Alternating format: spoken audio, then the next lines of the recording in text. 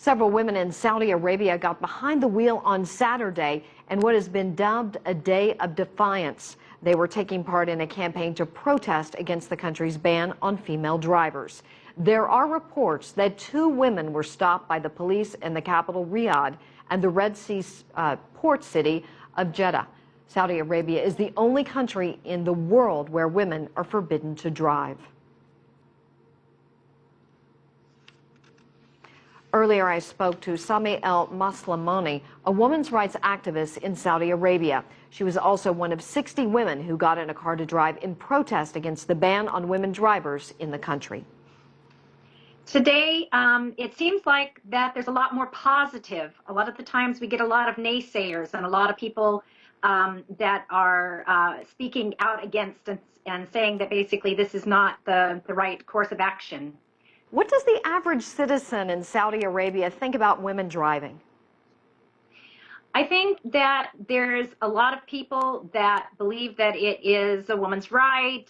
It's not something that should be prohibited. But I think that unfortunately the majority of people seem to think the time is not right. I've been here for 30 years, and 30 years ago they said the time was not right. So I don't think that there's any better time than now. But I think there's a social evolution happening.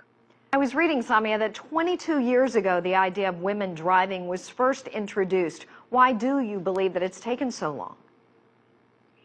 I think that there's a balance between the very conservative religious elements. I don't want to say religious because I consider myself religious. I consider Tamadir, Iman al-Nafjan, Madih al-Aroush. We're all religious and we're all practicing Muslims.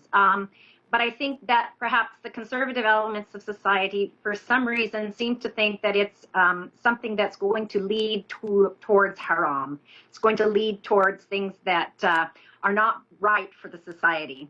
And they have a certain power in the country. I understand. Would you say it's more about religion or the actual law itself, or both intertwined? What's it going to take to overturn this ban on women driving? It's important. There's not a law. There's not an actual law. And this is why women are going out and driving.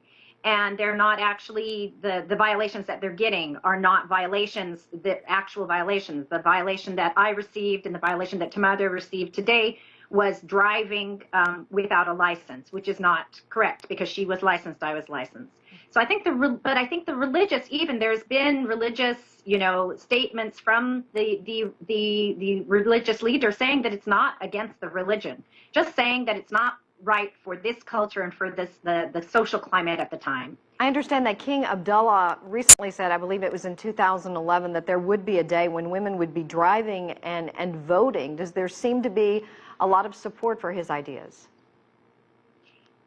There doesn't seem to be a lot of support. There seems to be a lot of people saying there's nothing wrong with it, but not people ready to throw their weight behind it. And I think the fact that King Abdullah said that is the weightiest element that we have for this campaign.